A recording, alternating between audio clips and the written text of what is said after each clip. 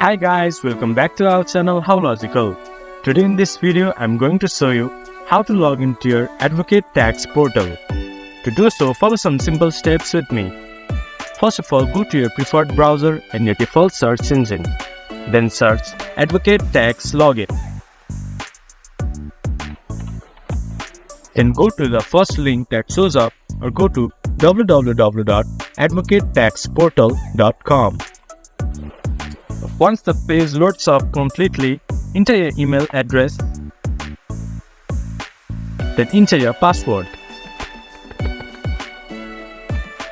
Then press login. Then you should be able to access your Advocate Tax login portal. If you have forgot your password, you can get help by clicking Forgot your password. And if you are new to Advocate Tax, you can sign up a new account by clicking Sign Up. This was for today's video. If you guys find our video helpful, please leave a like and comment. And do not forget to subscribe our channel and hit the bell icon. I'll see you guys again in our next video. Thank you.